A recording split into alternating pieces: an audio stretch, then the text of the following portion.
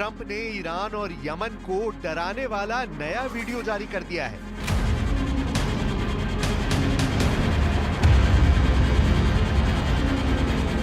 ये है Carl Vinson aircraft carrier.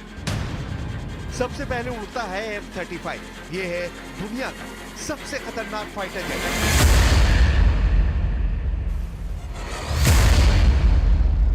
इसके बाद बारी है अमेरिकी नेवी के मिस्टर भरोसेमंद F/A-18 सुपर हॉर्नेट। इसकी उड़ान भी बड़ा मैसेज दे रही है।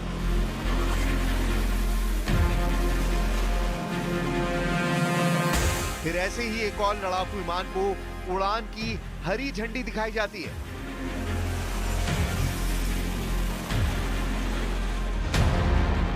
अमेरिका के मिसाइल भी तैयार है।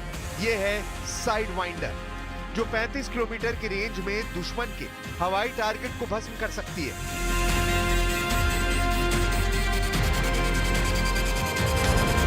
अमेरिका के सबसे शक्तिशाली हथियार ईरान और यमन की दहलीज पर पहुंच चुके हैं। यूएसएस कार्ल विंसन के ऊपर यह फॉर्मेशन इसका सिग्नल है।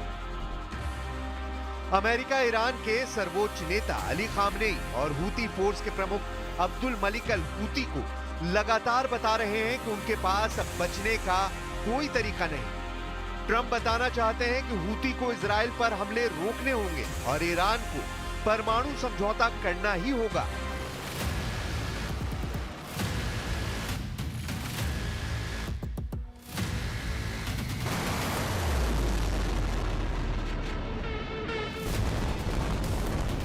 इसीलिए अमेरिका के 2 एयरक्राफ्ट कैरियर पश्चिम एशिया में तैनात कर दिए गए हैं। दोनों कैरियर ऐसे वॉर जोन में जहां दुनिया का सबसे खतरनाक युद्ध होने का खतरा लगातार मंडरा रहा है। यूएसएस हैरी ट्रूमन इस वक्त यमन के पश्चिम में लाल सागर में तैनात है। वहीं यूएसएस कार्ल विंसन को अरब सागर में तैनात किया गया है। ये दोनों लोकेशन बताती हैं कि डोनाल्ड ट्रंप ने यमन और ईरान को बहुत बड़े अटैक मिशन से पहले बांधने का फैसला किया है। 13 अप्रैल को अमेरिका इसका ट्रेलर दिखा चुका है। यमन की राजधानी सना में हुई ये तबाही अमेरिका की एयर स्ट्राइक का नतीजा है। तब 6 लोग मारे गए और 30 से ज्यादा घायल हुए। अमेरिका ऐसी स्ट्राइक करके बताना चाहता है कि उसके लिए यमन को तबाह करना इतना ही आसान है जैसे इजराइल ने गजा और बेरूत में बमबारी की है। लेकिन ऐसे हमलों को लेकर बड़ा मैसेज ईरान को दिया जा रहा है, जिसके परमाणु कार्यक्रम को लेकर बात तो जारी है, लेकिन ट्रंप जानते हैं कि ईरान को इजराइल वाले शीशे में उतारना आसान नहीं होगा। Of course, the maximum pressure campaign on Iran continues, but as you know, the president has made it clear he wants to see dialogue and discussion with Iran while making his directive about Iran never being able to obtain a nuclear weapon quite clear. And the president spoke to the Sultan of Oman today, who helped facilitate these talks.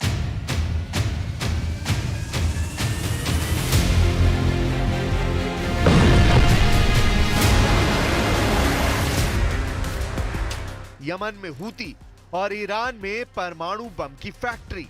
अब तक दोनों को रोकने की America की हर कोशिश नाकाम रही है।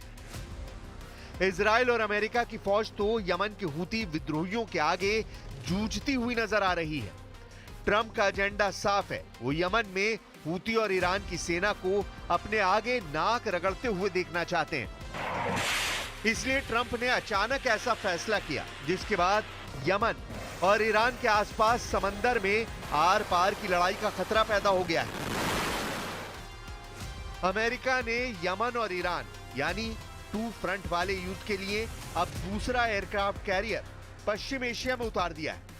यानी हूती और ईरान को शिकार करेंगे अमेरिका के 2 बैटल ग्रुप।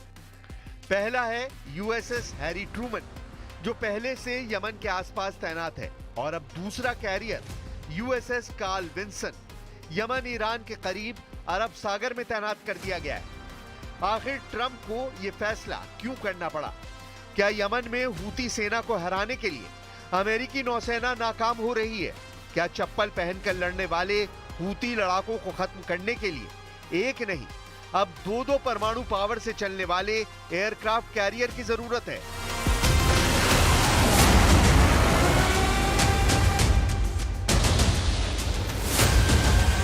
ईरान और यमन दोनों की एंटी शिप मिसाइल बहुत ज्यादा खतरनाक है। ये किसी भी अमेरिकी जहाज को या तो डुबो सकती हैं या फिर उनको ऐसा नुकसान पहुंचा सकती हैं जिसके बाद अमेरिका का वॉरशिप निष्क्रिय हो जाए और वो इस्तेमाल के लायक न बचे। यही वजह है कि अमेरिका के दोनों कैरियर इस वक्त ईरान और यमन से इतनी दूरी पर ऑपरेट कर रहे हैं ताकि वो यमन और ईरान के एंटी शिप वाले असलहे की रेंज में ना आए। यमन में हूती के पास अब चीन की C-802 एंटी शिप मिसाइल का देसी वर्जन है जिसका नाम अलमंदाब 1 है। रिपोर्ट है कि यह मिसाइल हूती ने ईरान की मदद से तैयार की है और इसकी रेंज 300 किलोमीटर तक है। इसे ऐसे समझिए कि चीन ने C-802 बनाई तो इसकी रेंज 120 किलोमीटर थी। उसकी नकल करके ईरान ने अपना बेहतर वर्जन तैयार किया, नाम गदीर रखा और उसकी रेंज 200 से 300 किलोमीटर तक बताई गई। अब हूती के पास यही मिसाइल अलमंदाब 1 और अलमंदाब 2 के नाम से है जिसकी रेंज भी इतनी ही बताई जा रही है। अमेरिका की कैरियर फोर्स इस रेंज को ख्याल में रखते हुए ही ईरान और यमन से दूरी बनाए हुए है। लेकिन ईरान की सीक्रेट पावर का अंदाजा ट्रंप की नौसेना को अच्छी तरह से है। ईरान ने ये वीडियो जारी करके अमेरिका की नौसेना में खलबली मचा दी है। इतनी लंबी सुरंग और अंदर जैसे खड़ी है मिसाइल बोट की ट्रेन।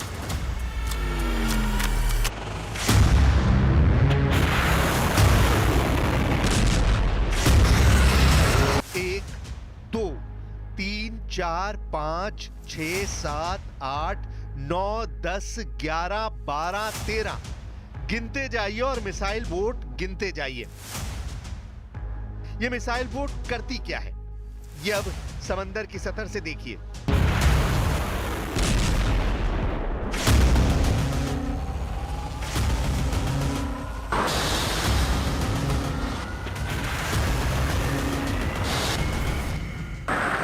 एक बार फिर देखिए, फास्ट बोट से एंटी शिप मिसाइल फायर होती है और फिर टारगेट से जा टकराती है।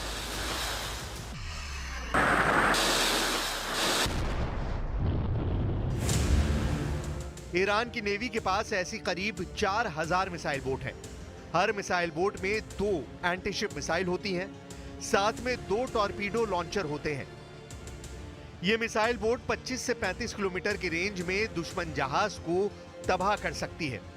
अब सोचिए कि अगर ईरान के पास ऐसी 4000 मिसाइल बोट हैं तो वो दुश्मन के लिए कितना बड़ा खतरा साबित होंगी।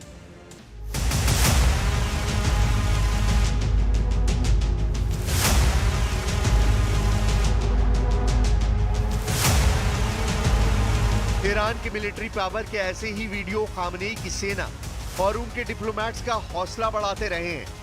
यही वजह है कि जब ट्रंप की तरफ से बार-बार ईरान को परमाणु मुद्दे पर धमकी दी जा रही है, तब ईरान और आक्रामक होकर उसका जवाब दे रहा है। ईरान के विदेश मंत्री ने कहा है कि यूरेनियम संवर्धन को लेकर ईरान की मौजूदा स्थिति से अमेरिका मुंह नहीं मोड़ सकता।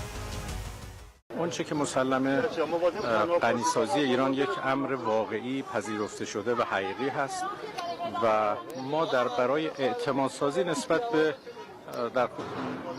به نگرانی‌های احتمالی آمادگی داریم، ولی اصل موضوع غنیسازی قابل مذاکره است. ईरान के इसी गुस्से को काबू में करने के लिए ट्रंप ने डबल कैरियर वाली रणनीति अपनाई है। यूएसएस ट्रूमैन से उड़ान भरकर अमेरिका ने यमन को गजा वाला ट्रेलर दिखा दिया है। ट्रंप बताना चाहते हैं कि इस युद्ध को वही कंट्रोल करेंगे और ईरान के हर साथी मिलिशिया की ताकत को चकनाचूर कर देंगे।